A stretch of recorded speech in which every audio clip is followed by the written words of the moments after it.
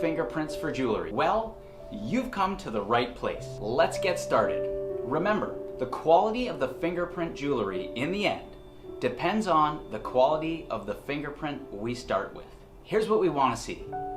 Fingerprints with very clearly defined fingerprint lines. Nice and clear. Here's what we don't want.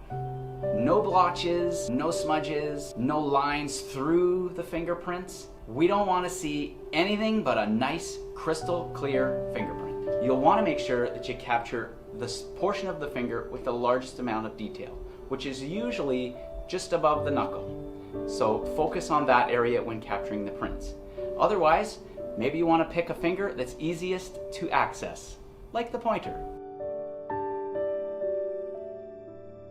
For this method, you're going to need one HB pencil. That HB refers to the hardness of the lead, and it's just about perfect for this application. The brand doesn't matter at all, but you want to make sure you get yourself an HB pencil, and they're very common, so that shouldn't be a problem. You'll also need Scotch tape. Now, I'm showing you two rolls for a reason. One of them, this one, which is usually called Magic, has kind of a matte finish, and that's not very helpful for us. So you'll want to make sure you get this kind. It's got a shiny surface on top, and it's also a little bit wider than the narrow stuff that you'll see around the holiday season. You'll need a clean white sheet of paper and a hard surface to do it on. We're going to take a short amount of our Scotch tape and put it sticky side up on the sheet of paper. Next, we're going to take our HB pencil and scribble a nice thick layer of the lead in the middle. To get it nice and even, you should probably rotate the page a little bit too as you do it. So that looks great. The next step is to take our finger and cover it in the pencil lead. Just like that. And then we're going to move on over to our piece of tape and put our finger in the long direction, like so. Peel the tape off the finger and place it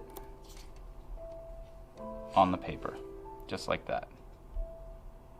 Remember, there's two very important ingredients on our end for making the finest fingerprint jewelry available. The first one I already mentioned.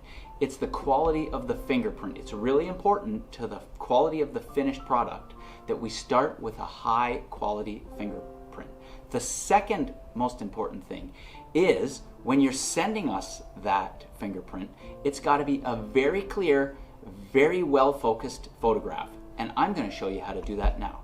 All you're going to need is your phone and possibly, if you're interested, one of these little magnifiers. I picked this one up at a local dollar store and it works great.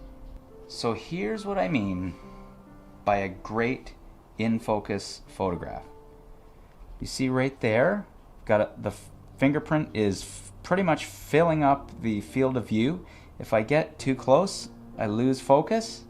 If I'm too far away, it gets pretty small. So we want to support our elbows, hold our phone still, and take the picture. And you can see, if you look at it, that one is great. Now, I will also demonstrate using our magnifier.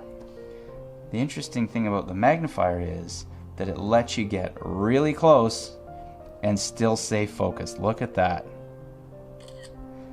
And that picture, even better.